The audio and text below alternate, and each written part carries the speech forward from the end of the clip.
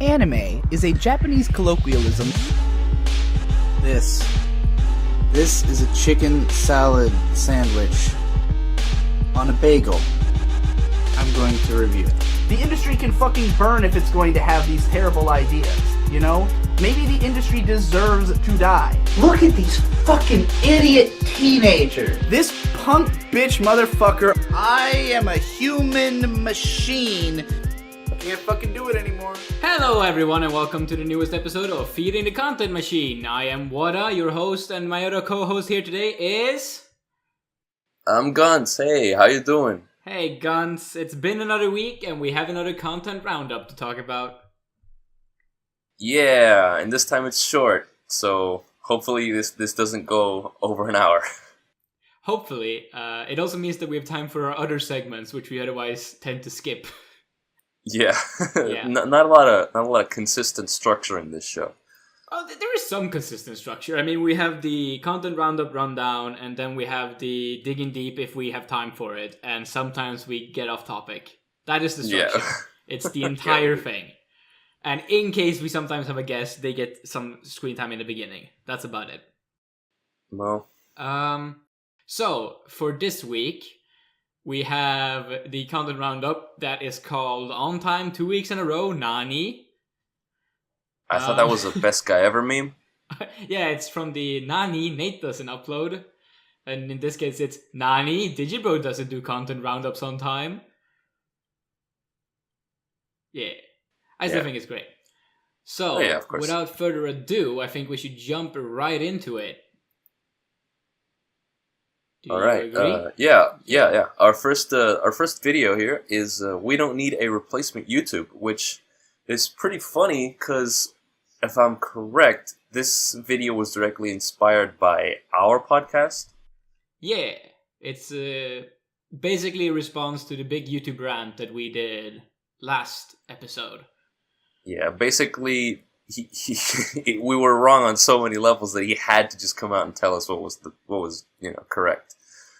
The thing is, I don't know how wrong we were in that. Mainly, I think that it was a difference of discussing different issues, right? So when talking about how to fix the issue of YouTube, a lot of the discussion was focused on how to replace YouTube, because a lot of people couldn't leave that form of thinking, myself included. And what Digibro did was he took that idea and he showed that you can go a completely different direction than even having a YouTube. You need to rethink the entire constitution of how we do things online with content creation. And was a far more big picture idea than what we were discussing last time. Yeah, and while it is bigger picture, I feel like it's more implausible because of it. Because it requires such big changes to how we deal with media online conceptually, that it's not going to happen, and that, things are only going to get worse. But whatever. You see, I kind of enjoyed the main point of this video being that, there comes a point when YouTube dies and the landscape completely changes. I find myself pretty convinced by this video, actually. And the main point that changed my mind was that I was not aware of the fact that YouTube is a losing enterprise. Yeah, me neither. I didn't know that. Apparently, it's pretty big news that's been going around for a while, and for some reason, both you and me completely missed that piece of information. Yeah, I don't know why. Yeah. We're so on top of this whole YouTube thing that it's honestly surprising that we didn't hear about this at all. Yeah, maybe we're just on top on the specific little spheres of YouTube that we are into, and not so much in the bigger area. I mean, I haven't even heard stuff like that from any other channel talking about YouTube, and I watch a lot of videos about how YouTube is managed and stuff like that, how it should be improved, and yet I've never heard anything about that. Yeah, it was maybe people are hiding it, or maybe people aren't talking about it deliberately. It's weird. Yeah, I don't know how much of intentional hiding of information is going on. I think it's mostly just that we happen to not stumble into these points of information. Because when I explained in my response to this video in the comment section that I had not heard about this, the general consensus seemed to be like, oh, that's weird. I heard about it. Oh, and I've heard about it, and I've heard about it. So I think it's just a case of coincidence that the two of us had not run into this information. But now that I do have this information, my opinion is far more aligned with what Digi is explaining in this video. We don't need a replacement YouTube. Because if YouTube is a losing enterprise, then the idea of building a replacement for it makes no sense. Because it's not a healthy business plan to build a second YouTube. Because the only way that YouTube is making any kind of money right now is in terms of gathering information, because Google's whole business is, as many people know, to gather information and so-called big data and sell that to advertisers. It's not the advertisement spots themselves, it's this whole big data business. It's the same business model that Facebook runs on. And YouTube is a big way of collecting this big data. Now, if you're not Google, no matter how much big data you have, you're never going to be able to compete in Google's amount of big data, because Google is not just YouTube, it's so much more. I mean, they run the search engine for frick's sake. Also, there's no real incentive to invest in this market, because this market is just not open. The big data market is even more closed than the video hosting market. Yeah, so at that point... It's monopolized to such a degree that nobody else coming in is going to be able to do a dent in the audience. Yeah, and there's no incentive for anyone to come in. And so the idea that we don't need a replacement YouTube is clever. And also for the content creators, from that point of view, of course, they just want to make content and somehow find a way to make money off of it. And if ads are no longer going to be viable because ads online have no value anymore, because no one clicks on them, then it's going to come down to things like Patreon, and that's the only real way to be able to support yourself as a content creator. But what I find is the only trend to talk against this is that I've never really seen the internet losing something that it once innovated. Like, if it's once been possible to support yourself online with ads, I don't really see that going away as much.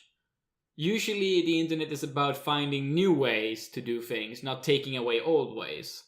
Now, this might be a situation where old way things are taken away, but that would go against the trend rather than follow the trend, as far as I see. Yeah. Yeah, and I think at the end, YouTube's just going to be the platform where videos are uploaded, and the money that YouTubers are going to earn is going to be earned somewhere else. Yeah. Will it even continue to exist as a place where videos are uploaded, though? Like, how long can they sustain the hosting cost of that? I mean, I don't know if it's in their mantra to always stay free, or to always, let you have the ability to upload whatever amount of video you want.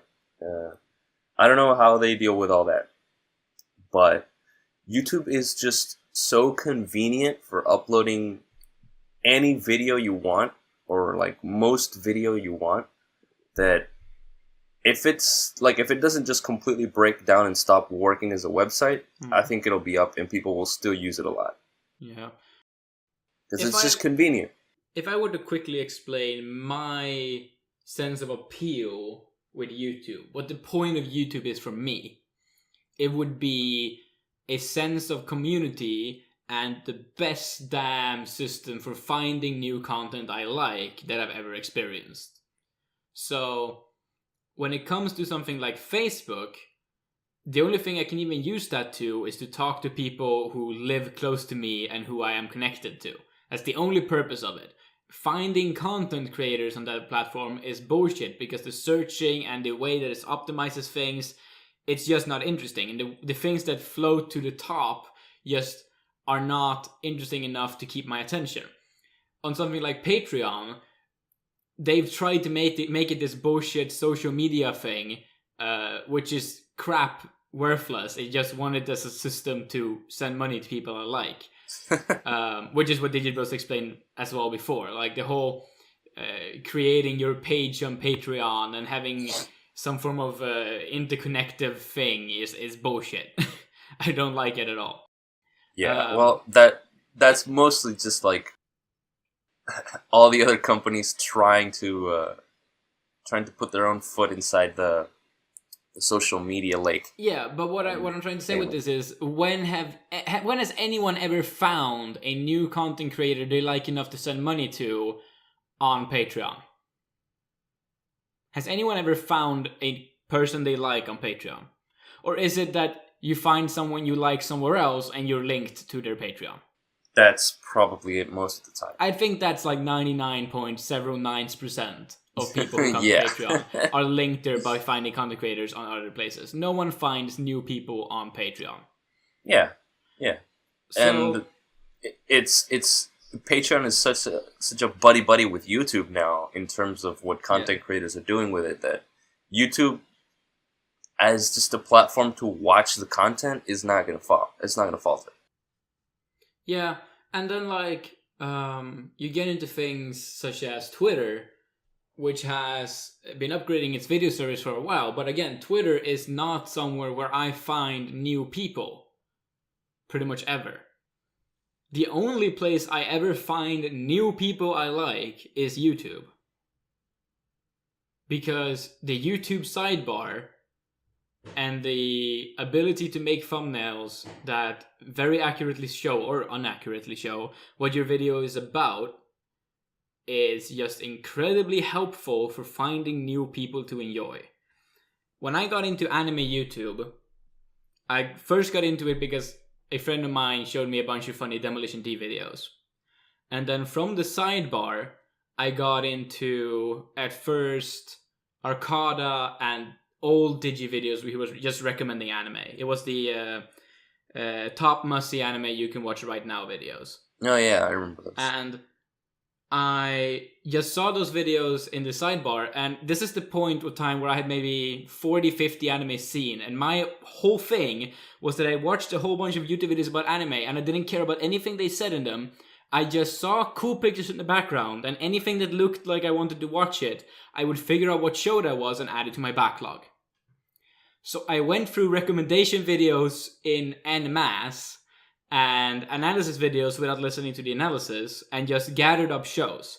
And after a while, I had seen videos from the Canepa Effect, from everything, like Gigak, even stuff like a Bridge series. I'd been watching a whole bunch of different anime content, just because the sidebar was feeding me with what it obviously saw I wanted. And after a while, I got really into these content creators for what they actually had to say, and here I am now as a big Digibro fan.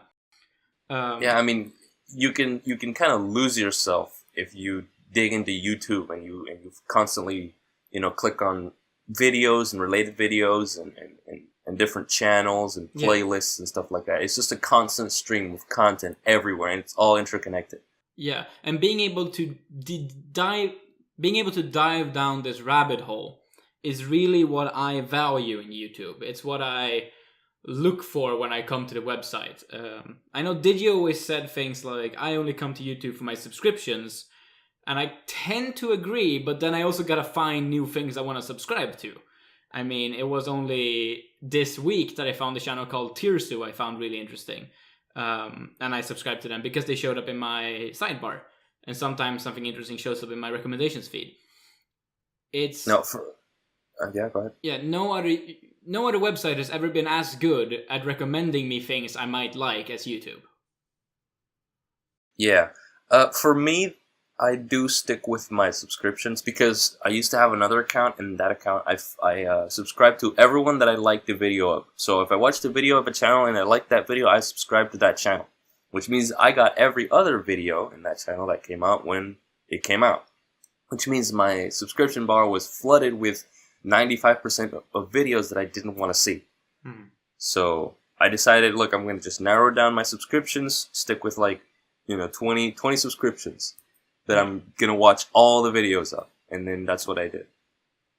And I don't look for any other content anymore, because if I'm going to find it, it's just going to drop on my lap anyway. Yeah. Also, being able to just link someone a YouTube video is incredibly useful.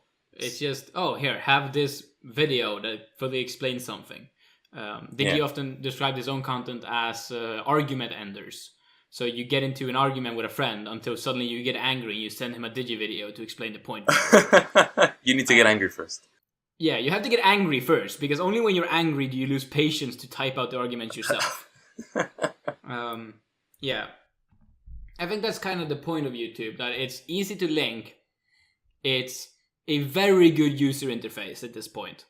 It's so easy to use YouTube, and it's somewhere you can dive down the rabbit hole really easily. The subscription feature is good. Yeah. I mean, it's honestly like the only problems that YouTube have are based on its business practices, but everything else just is perfect about it, I think. Yeah. So that was a quarter of our hour plan spent on discussing YouTube. Well, all right. Let's move on to the next one. You know how this show goes. Finish or Fail 2017 anime number 4, Light Side, and number 5, Dark Side. All right. I think you can start off with Light Side number 4. Yeah, this one was the one where they talked about 2 shows for like 40 minutes. So, yeah. Good job on going slowly through the good shows. That means it'll be stretched out to a while. Mm-hmm. And they went through 2 shows on that one, Princess Principal and Gabriel Dropout. Yeah. And they loved Princess Principal just as much as I did, it seems, because they thought it was cool. They thought they had sick designs and great music, and that's all what I thought. I mean, it's not often, like he said in the video, like Digi said, it's not often we just get a fun action show in a while, and this is the one. Yeah, that's very much the point. Princess Principal is like the definition of watchable. There's nothing really that would turn anyone away. If they like anime, they like Princess Principal. Yeah, you need to have like a bigger anime sensibility, because the cute girls might be like a dropping point for some people, which I have seen. People are like, if only these weren't cute girls, I'd watch this.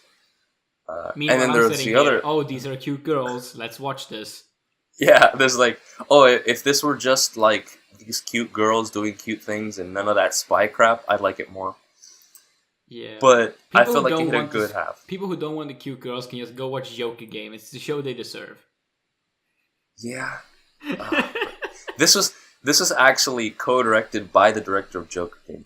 I know, that surprised me so much, because Yoki Game really got the whole spy thriller thing wrong, and Princess Principal really got it right. So, I mean, what happened with Joker Game was that it was so bland and static in Joker Game. Like there wasn't any like flesh of creativity like there is with this show. Like the steampunk world and costume design, and the character backstories and all that. Joker Game was just very disconnected from its characters, and there was like no emotion at all. Yeah, there's like a difference in emphasis, right? Because what Joker Game would do is that it would rely really heavily on its setup for its plot. So it would be like, oh, this case is really interesting, and we will sell this episode on the fact that you will be invested in this spy attempt, and how the big plot twist and the strategy of spying comes around is really the interesting part. And it kind of fucked up, because what we realized after a while was that every single character was the same and everything was boring, and you just sat along hoping for the next mystery to not suck when it was revealed. It's like, how can you... But with Princess Principal, it focused on character, and the characters themselves got to really develop, be incredibly stylized, look amazing, and have these dramatic character narratives throughout the show. Yeah. Yeah. That, like, overarched enough and are noticeable enough to the point that you care when shit does hit the fan in the end. Or at least I did. Yeah. So even when, like, a spy plot would not be the most interesting things, you cared enough about the characters that it became interesting because they were doing it. Yeah, like that. The laundry plot. Like that was probably one of the better episodes of the show. Oh yeah, Mostly because it was just a play on characters talking and dealing with a situation that wasn't really serious in terms of like spycraft or whatever. Yeah. But it was fun, and they had to work hard to get over their situation, and it was like this this cheerful like yeah moment. It was fun. Yeah, it was just generally a good show. The lightheartedness is very, very catchy of it. Yeah. So then you talked about Gabriel Dropout, and yes, it was the meme around that show was that it was Gabriel dropped because everyone picked it up because the girls were cute, and then everyone dropped it because it wasn't that fun. No, I mean, okay. I finished it myself, but my history with this show is weird because I started watching anime when this show was like 9 or 10 episodes in.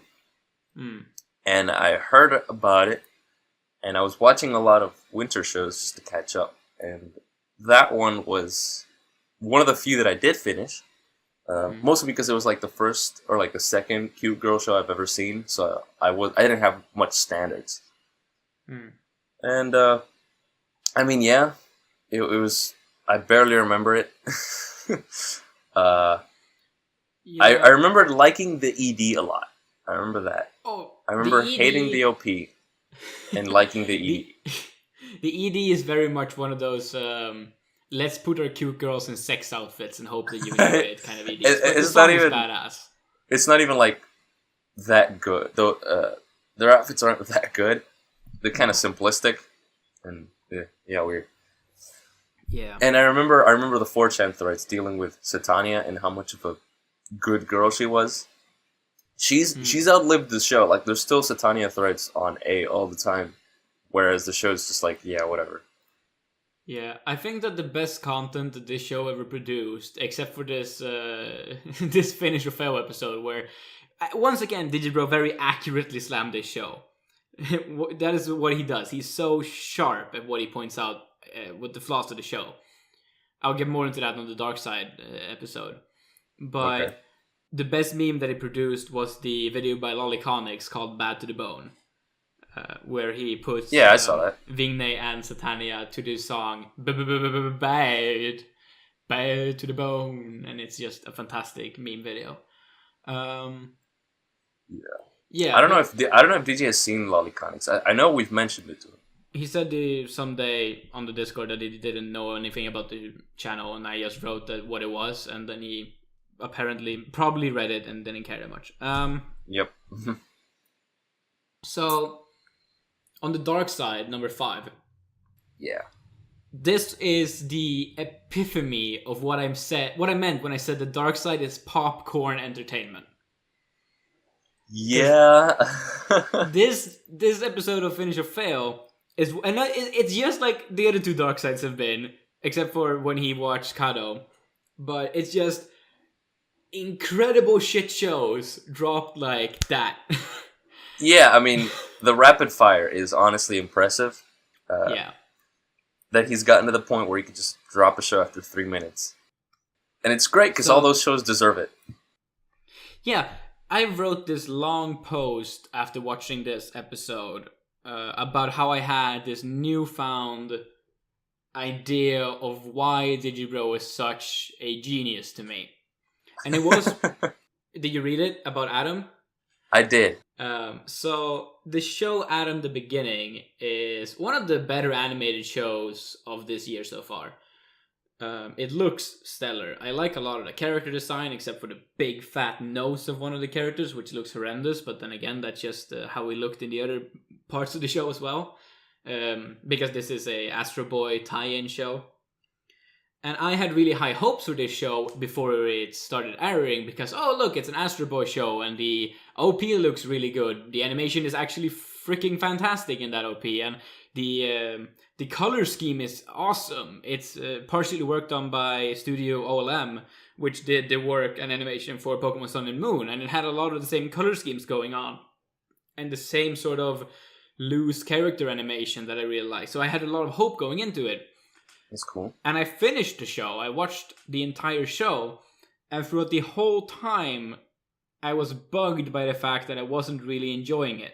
Now, I enjoyed the first episode a lot, and then it quickly started going downhill. But I never really could explain to myself exactly why I didn't like it. I started having thoughts about why I didn't like it around episode 4 or 5, but not until the end did I manage to articulate why I didn't like it. That reason being pretty much exactly what Digibro brought up in this Dark Side video, about how the show didn't really have any interesting concepts to it. It was too caught up just in a part of the setting that wasn't interesting, and it didn't do anything too severe with it. This entire show is just a bunch of episodic, or at most arc-focused little stories of, oh look, this robot did something cool. There's an episode where the robot helps 2 dog robots find love. There's a little bit of a tournament arc where the robot kills a bunch of other robots and shows that it's a better robot. And even in those action scenes, the whole thing is really cheesy and really kids focused throughout the whole thing. There's no deep points to anything being made like there is in some of the old Astro Boy stuff. There's no real character built up. It's all jokes that aren't really worked for that much, and just these action scenes that, while pretty, don't really have a lot of entertainment value to them because I don't care too much about the characters or the setting.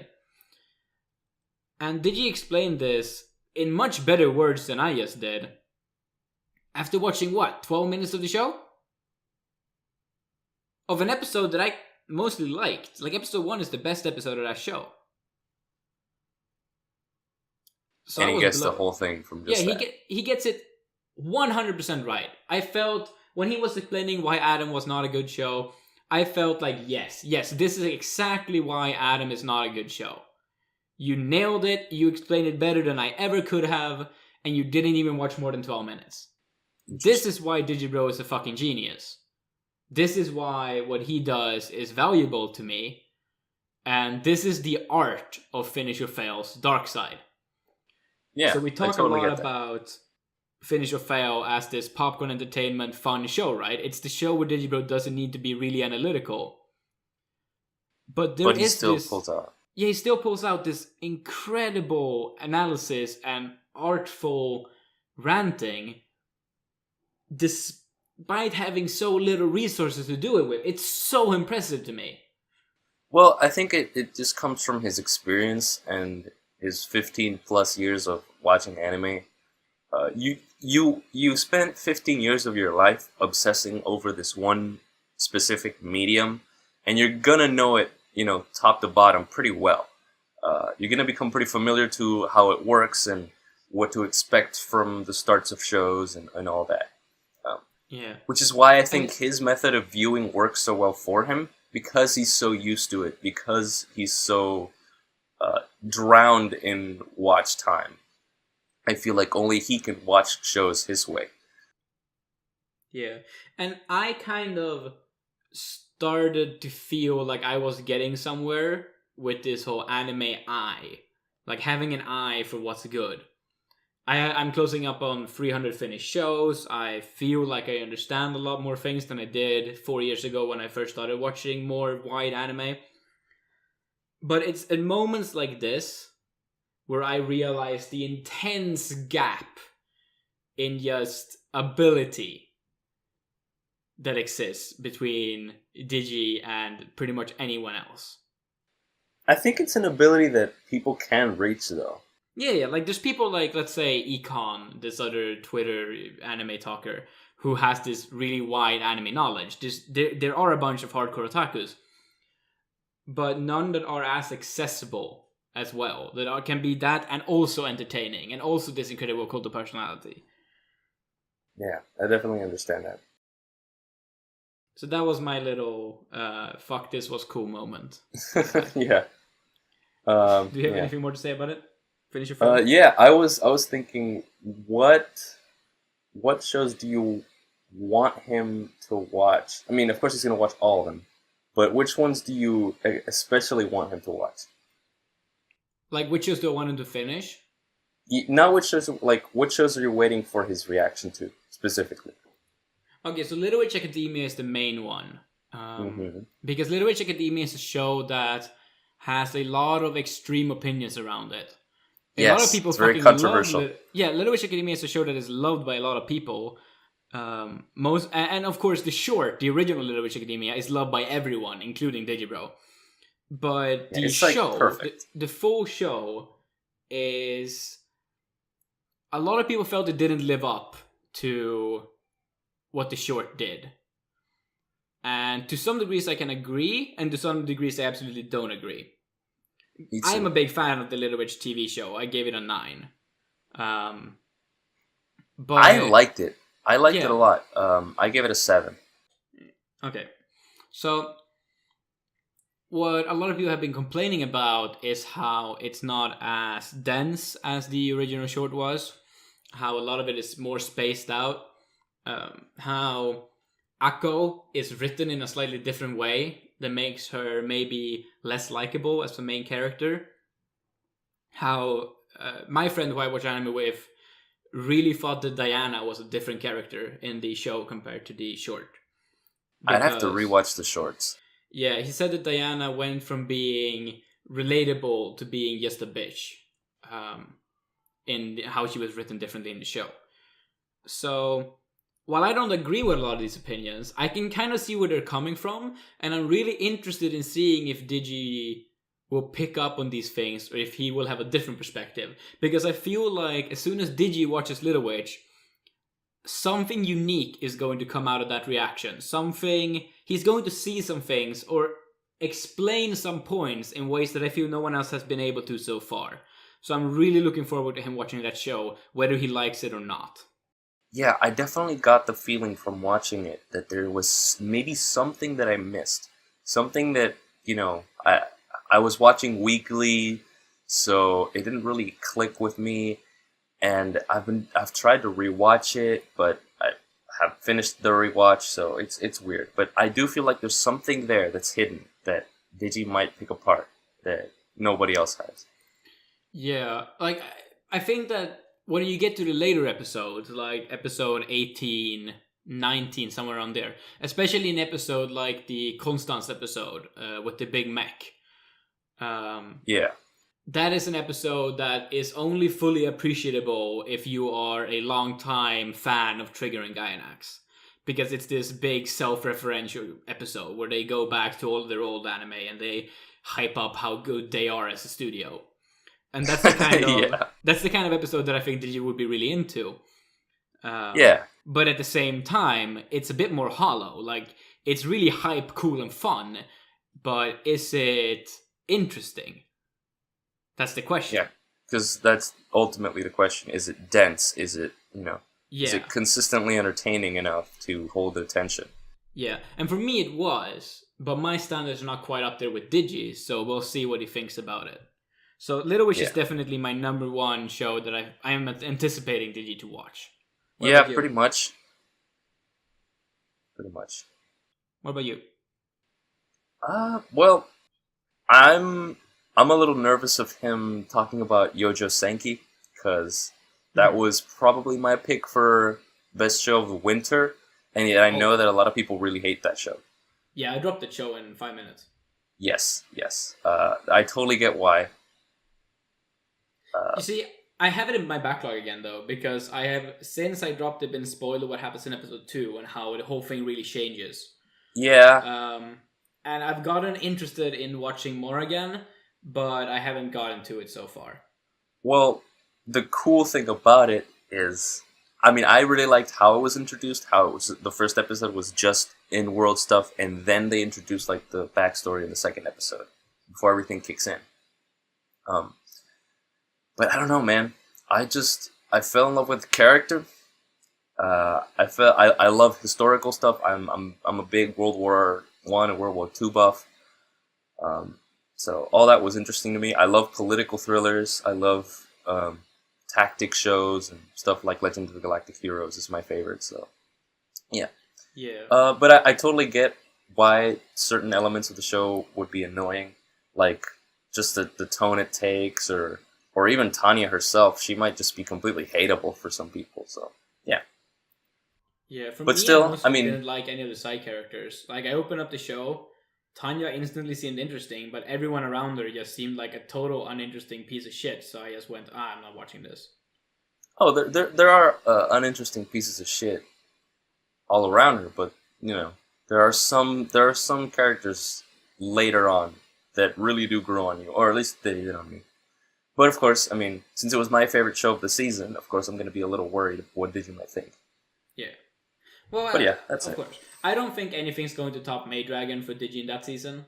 No, I don't. and think I don't that's know possible. I don't know if anything's going to top it for the gear either. Oh, I don't know about that. I mean, I there's a don't- lot of I shows highly- that could be good. I highly doubt there's going to be a 10 out of 10 show this year. Yeah, but it might For be him. another 9 out of 10. Like, Yeah. for all we know, the second half of Sangatsu no Lion, he still hasn't watched that. It's true. Maybe Little Witch turns out better than Maydragon for him if he does like it. I think that if you get to the fall season, we have Inuyashiki, which first episode was really interesting. Yes, And it it's based was. on a really good manga. Even something like Netju no Susume, I think he'll like. Yeah. It's a show from this fall that's running right now. We're 2 episodes into it, and it's about adult people engaging with online gaming in an adult way. Yeah, and they actually do handle the online well. Yeah. Like, this isn't some SAO bullshit. Like, this is like No, it's- actual online MMO. Yeah, it's more like Log Horizon, but without the isekai factor, and with a bit more comedy spliced into it, and a romance it's plot. fun. Yeah, Netju no Susume is good. What else is running? Oh, man. Yeah, also Mahojin Guru Guru, of course. I think that Mahojin Guru Guru might really be a good show for him. Yeah. It's one of those Yeah. visual overload shows, which he might like watching high, yeah. because there's just a fuck ton of shit going on in Guru Guru all the time. I think that if did you watch that show high, he should probably like it. What do you think he'll think about Urahara? Urahara? Like, maybe? If it turns out his aesthetic, then sure, he'll like it. If it's I mean, not I his love it. aesthetic, then no, he won't like it. Yeah, because And that show's like 100% aesthetic. I think that more so than Digi liking it, I think May might like it. Yeah, because it's about Harajuku and about like sort of weird fashion. And... It's about like, what if fashion was really, really, really dense with interesting visual tricks and constant movement? yeah. That's sort of the plot of that show. Well, So yeah. anything else? Anything else about Finish or Fail? No, not for me right now. I think we should No, be moving on. Yes, let's go on. So we have the old ass albums cast, Demon Days. Yeah. This was great, again, because Demon Days is one of my favorite albums. I definitely like Gorilla's 2010 album, Plastic Beach, more than Demon Days. I like the grooviness of that one more, but Demon Days is still a classic in my eyes. And, yeah, just, there's no other album that sounds like it. There really isn't. And all the songs are distinct, and they all carry this like cultural mishmash from all over the place, and I think that's why it's such a listenable album. Yeah, one of my favorite producers of music of all time is Danger Mouse, the guy who produced this album. And he is more well known as the second half of the music duo Gnarls Barkley. And I think that Demon Days is like his best music project that wasn't Gnarls Barkley. So it's like his third best CD in my opinion. Yeah. And a big thing about Demon Days for me is just that every single song sort of could work as a single for me. Like, it's one of those really, really single dense albums, which just always feels like it's alive. There's no real ambience on it. Like, you don't really have a track that is like a interlude on that show, except for like some of the weirder stuff in the second half. Yeah. That's sort of why I like it, because I always feel alive when listening to it. Interesting. And it also just reminds me of the sound of Gnarls Barkley a lot, which is why I like it, because Gnarls Barkley is my favorite thing like ever. So that's the main reason. I suck at talking about music, man. I don't know anything about music. I just know what I like and what I don't like. Yeah. I don't think either of us can talk about anime with a certain depth to it, but music, it's a little harder because we're not so into it as Digi is. Yeah, we're just not educated. Yeah. Which is why this cast was kind of interesting to me, because I understood Demon Days better because of this album's cast. Oh, I've been listening to Demon Days for years. I mean, I have the album pretty much ingrained into my mind, much like he is. I remember the lyrics and the verses and the stories and the music videos that came with him, because there's this whole background with the characters and gorillas and who they are and their past, and it's all reflected in these videos and stuff. They're really interesting.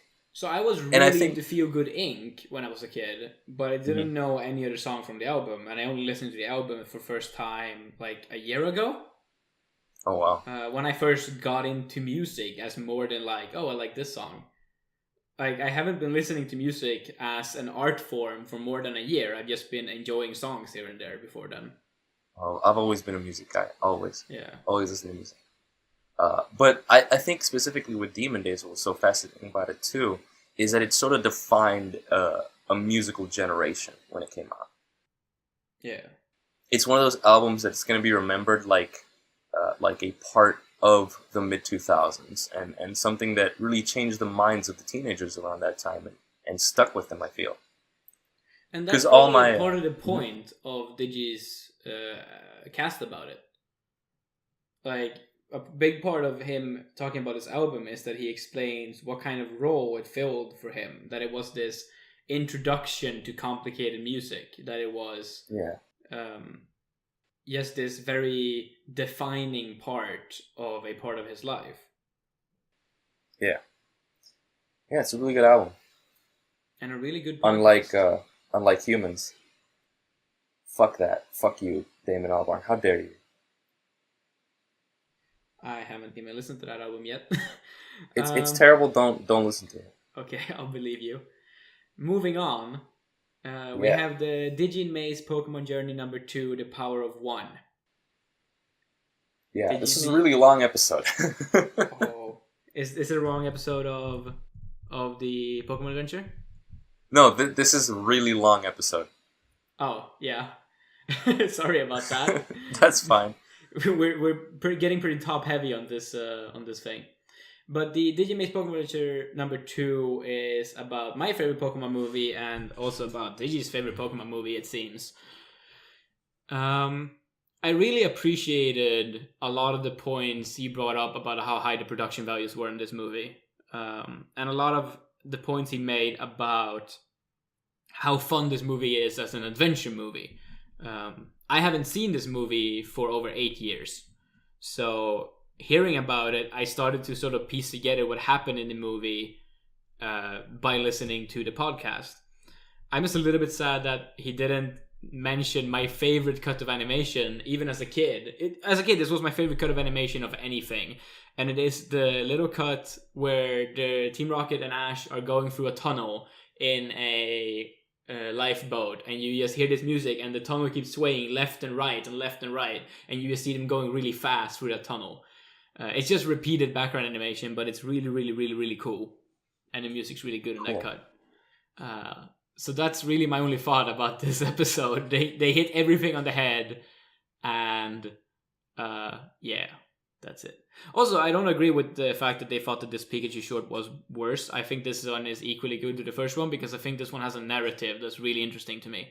Interesting. As a kid, it was really interesting to me. I don't know if I would like it as much now. Maybe not, but I remember this one a lot more than the first Pikachu short. This Pikachu short was like, oh, I have like emotional connection to the big storm and the terror that happened when this tree was attacked by the bad weather. I remember that it was terrifying for me when Togepi was in distress and the nest was flying out of the tree and they had to catch it and reel everyone back in together, and Snorlax is awesome. So yeah. Yeah, it's weird. It's weird going into these episodes with no prior Pokemon knowledge. Yeah, pretty much at all. You really are the odd one out here. Yeah, I am. I know. And I think that's a reason that we should probably move on. Because I pretty Yeah, much said what I had to say about it. And yeah, your I mean, comments I are not still valuable. I still enjoy them. I know I'm never gonna watch the movies, so this is just as good. One day I'll make you watch the movies. Fine, we'll watch the movies one day. Game Boys and the PlayStation 3. Yeah, this was also long. Yeah. But yeah, this one was one that which I was a little bit more in tune with what the console was because I played it a little bit. And I was surprised how much both Hippo and Digi absolutely hated it. Yeah, I mean, they're mostly Nintendo people. They're mostly like PC people in terms of indie games and Dark Souls people. But even then, like, they just shat on the PS3 with a lot of fervor, I feel. Even though the PlayStation 3 was like better than the Xbox 360, whereas nowadays it's kind of turned around. But I was surprised at how much shit the PS3 got in this episode, which I haven't seen. Yeah. It was pretty surprising. When it comes to me, I started to really accept the fact that I just think this series of podcasts is boring.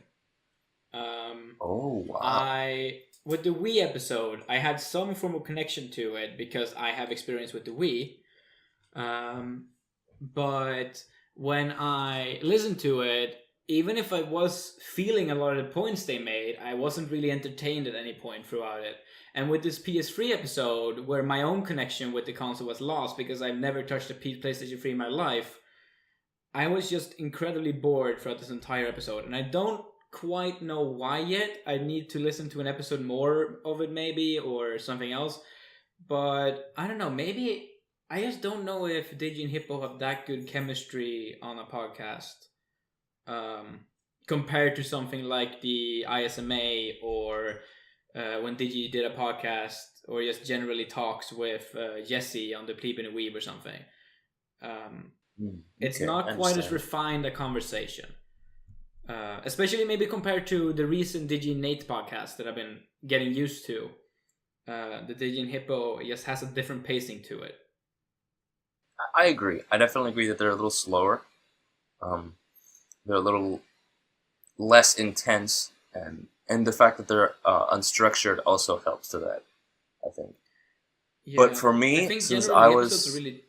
their episodes are really undense. The interesting points per minute is really low.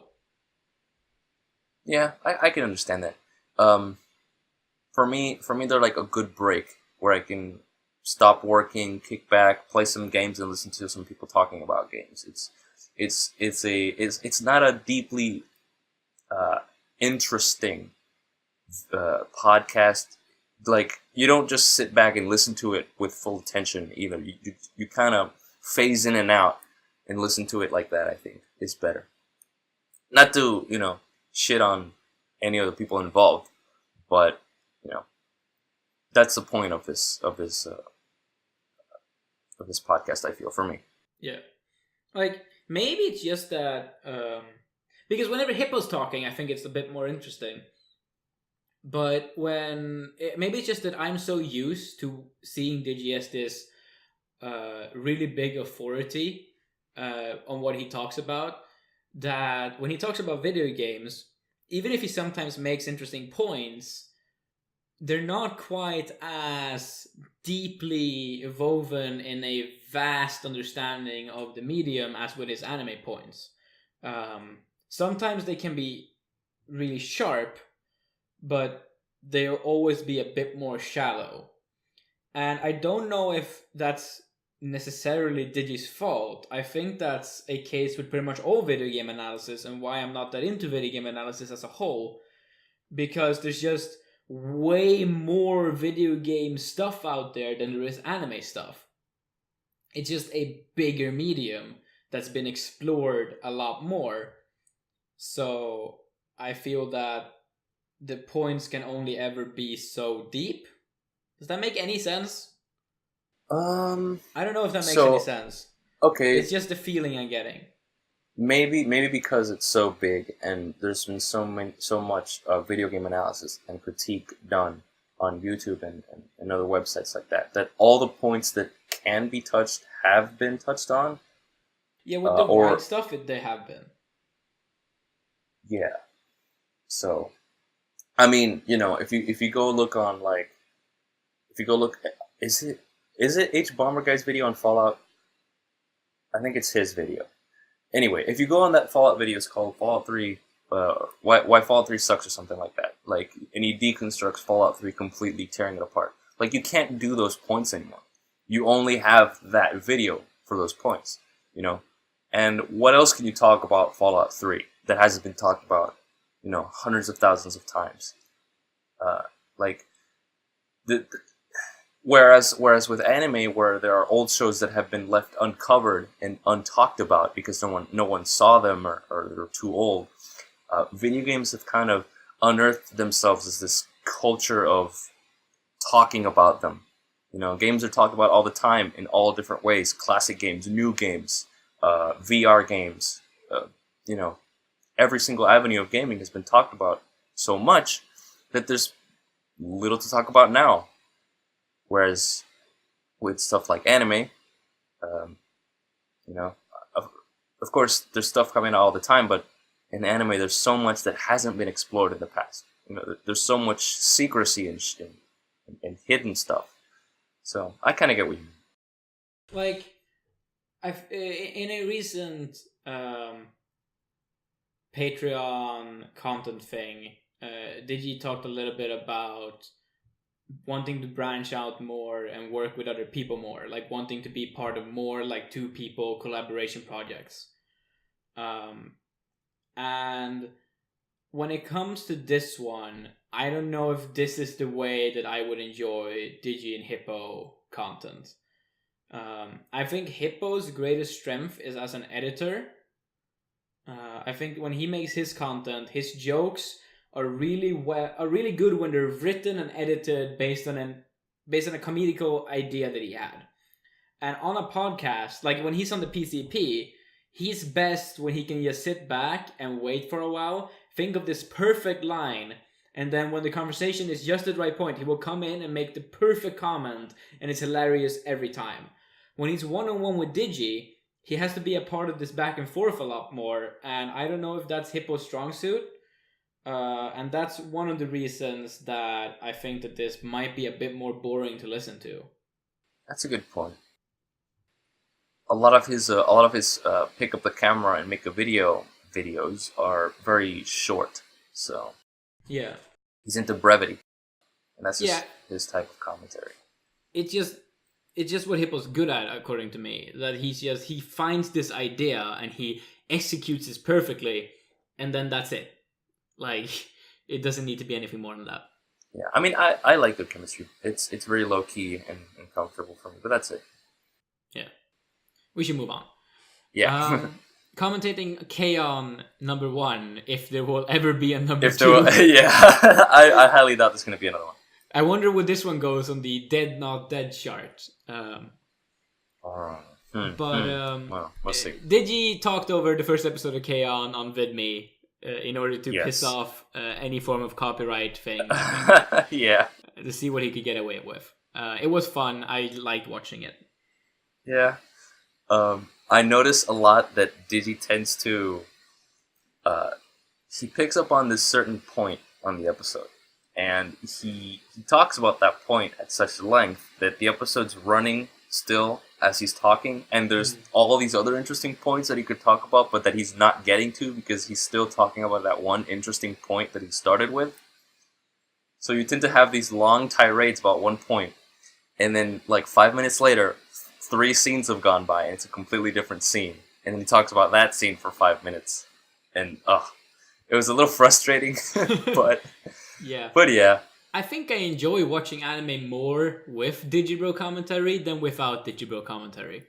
Oh, not me. Not me. Because it just makes it a denser experience. I can just experience both really good Digibro content and really good anime at the same time in harmony with each other.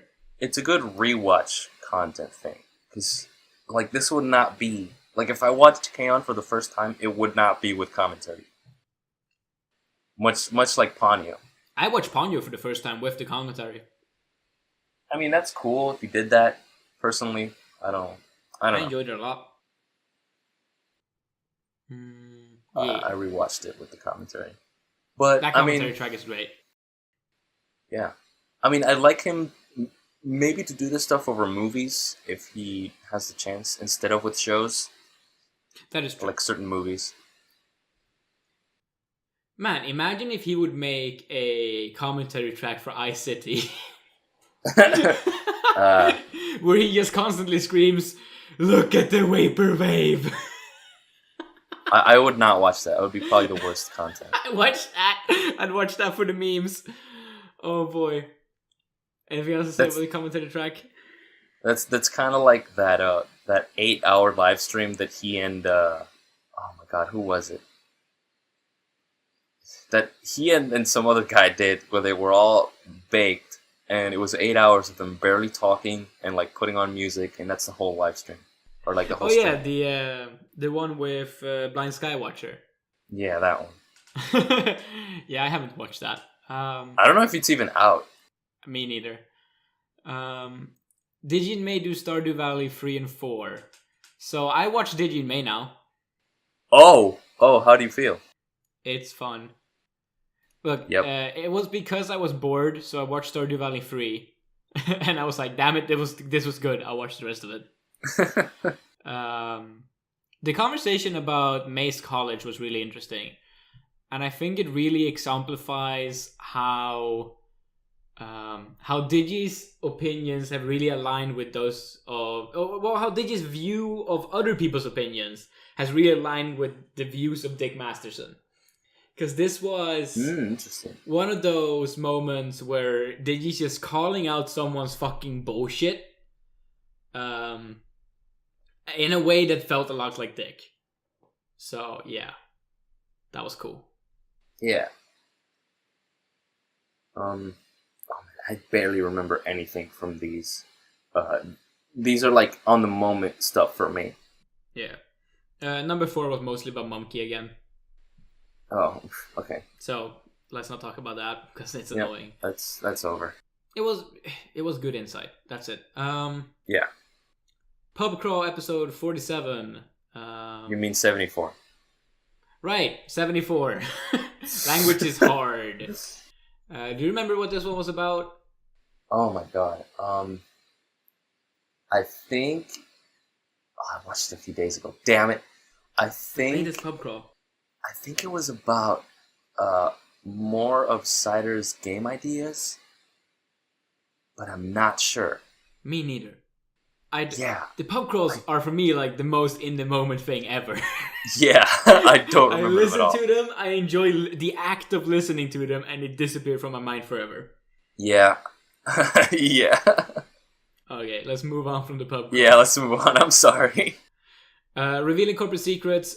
Go Patreon Digibro at patreon.com/Digibro and listen to the full podcast. It is better. It's great. Yes. Go do that. It's worth the Sakuga Boru Roulette number 2. This is another one that came out of nowhere and was like, oh my god, it's zombie. It's fucking alive. Also, this is actually part like 4 or 5 of Skin the Sakuga. Oh wait, no, this was part 2 because it was before it was Crunchy Roulette. Okay, yeah, I got confused. Okay, cool. No, I actually really like Sakuga Roulette. Yeah, Sakuga Roulette is a better concept than Spin the Crunchy Roulette because you're more likely to get a good show from it. Yeah, also you get to watch cool Sakuga. Yeah. And there's chances for any show to be on instead of just the Crunchyroll lineup. Yeah. So just after this episode came out, Digibro patroned the Sakuga Boru on Patreon. Which was also really fun for me to realize that was a connection. The Sakuga Boru YouTube channel, Sakuga Video, is actually really good. They only have What one does episode it out. They have have? one video out so far. And it's basically like the Canepa effect, but a lot better. Oh, okay. Because they go over these deep industry knowledge things about certain creators. Like in their first video, it's about a character designer and an animation director. And they go over his background and what he's done and show some of his cuts. But unlike Canepa, they're not screaming. And they're also just way more insightful than Canepa ever was. Like, Canepa can only get so far in his videos as a YouTuber doing some research. These guys are, like, way more insightful. So, yeah. That's cool. I'll definitely check them out. Help Digibro, Patron, Sakugaboro Roulette as well. They were cool. Yeah. Wait, No, no. God damn it. We need a unique patron only for the Sakugaboro Roulette show. Yeah. Oh my god, I mean, so many places to send money to. Oh my god, yeah, too many. Yeah. Yeah. Manga Mondays. That time I got reincarnated as a slime. I mean, I barely remember this one. I barely remember what the manga was. The manga's kind of forgettable too. I remember. It was about a light novel getting adapted into a manga. Oh yeah, that's true. What Digi was talking about a lot that was the most interesting to me was that he was analyzing how the manga was trying to compensate for the fact that it didn't have cute girls in the first volume. Oh, by slapping cute girls all over the cover. Look, the next volume has cute girls. We promise Not we're this going one, though. to have cute girls. Oh my god, please buy this volume. God, that's so fucking funny. Yeah. That, like, cute girls are the currency now. You have to put them in your product. Otherwise, no one's going to buy it. If you are Japanese. Yeah. Yeah. That's just how it is. And then it was the 60 Minutes finale, which I don't listen to. Me neither. Great. I kind of want to watch the Rick and Morty season and just binge through all the 60 Minutes things. But I don't know. But did you seem to hate making these ones so much that I really lost all my will to catch up on Rick and Morty to watch them? So I'll just not give a shit. You know, Aramanga every week was great because it was Aramanga. Made in Abyss kind of was annoying, and 60 Minutes seems pointless. Yeah. So we have finished the content roundup rundown, and we are pretty much exactly an hour into the show. Oh my god. So do we record a Digging Deep, or do we cut it? Why do we talk so much? We talked for over half an hour on the first 2 points. We can talk a little bit. Like, I'd give us like 5 or 10 minutes to talk about the video that we chose. Okay, so what video did you pick out? What content have you chosen? Alright, I've picked out from his main channel a video titled "Turn Your Brain Off" in quotation marks. And the title itself speaks to me in a level that I've never experienced before. Because I'm constantly thinking about shows that I watch all the time. And people always, throughout my life, my family, my friends, they've always told me to see movies or to play video games with my brain turned off. And having a video just outright explicitly, just in your face, state that phrase is bullshit was so cathartic and excellent. For me, the phrase "turn your brain off" was not as cathartic because I never really heard that phrase too much. But the phrase "do I hate fun?" Oh boy. Because the biggest meme among all of my friends is that Whatta hates fun. Oh, this is a fun show, so we can't show it to Whatta. Oh, Whatta only wants to watch stuff that is smart. He doesn't like fun shows. Oh, Whatta, look, this is a show about the intricate details of surgery. This seems like your kind of show. It's not fun at all. And I'm sitting here like, my favorite show is Fooly Cooly. It's super fun.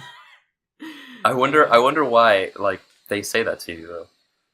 Yeah, you're cutting out. I wonder why they say that to you. Oh, why they say that to me? Literally because I hate heavy objects. Oh my god. That was the show that started this meme. So the fact that this show specifically is brought up in this video, which was made quite a bit after this whole "You Will Hate's Fun" meme was started, like, it's just perfect. It's so perfect. This video is like a godsend gift from the heavens, explaining why Heavy Object is shit and why I don't hate fun for hating Heavy Object. Because my friend Herpes, my best anime friend, who I watch all shows with, he keeps telling me that like Heavy Object is the most fun show he knows, and he just loves how it's just two bros having fun using C4. And I'm like, yeah, but this and this and this and this. And he's like, no, you just hate fun. And when this video dropped, I could sharpen my argument of why I don't hate fun. And to be fair, the meme lives on. Whatta still hates fun, apparently. But, man, at least I know that I don't hate fun. I just hate bad fun.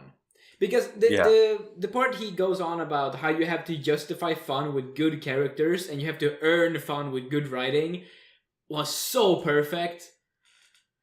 Oh, I felt yeah. I mean, yeah.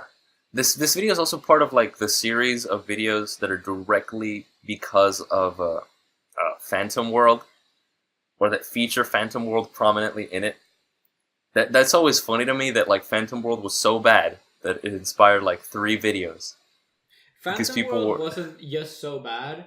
It was like when Phantom World came out, it was hyped up as being a show that would be good.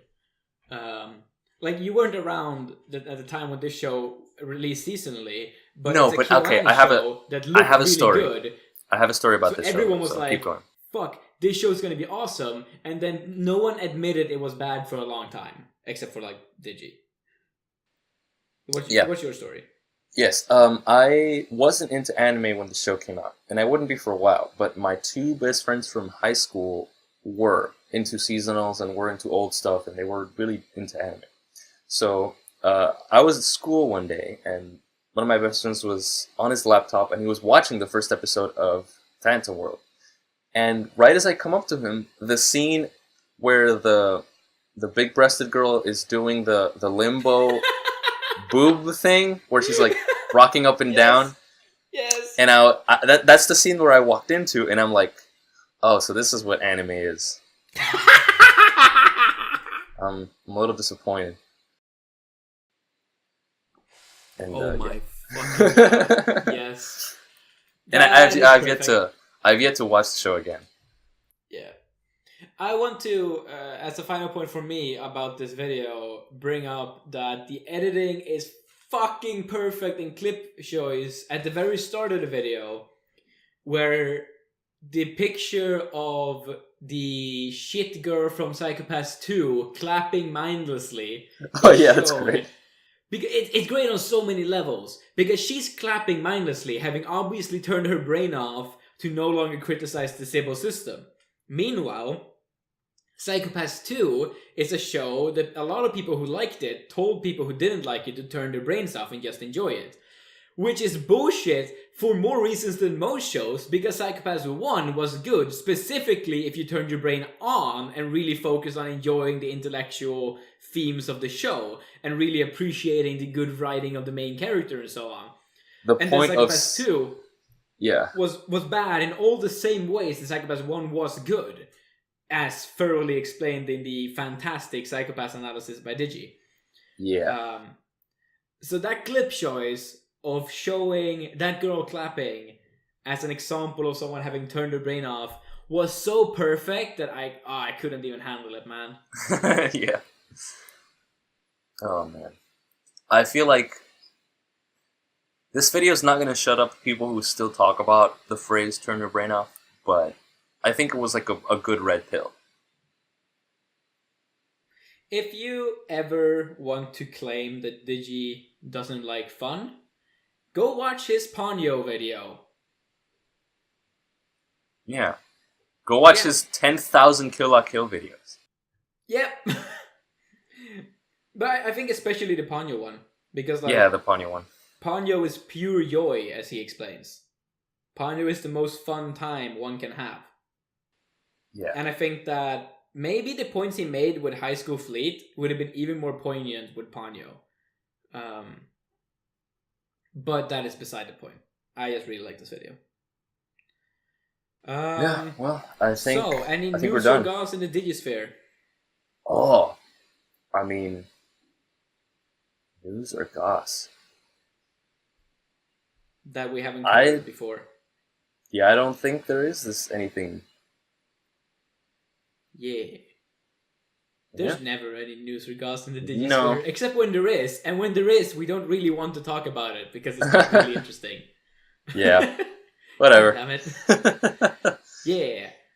Do we have any more segments? I tend to forget at this point. I don't think we do. No. No. In that case, see you in the Discord. Yeah, see you next time. What?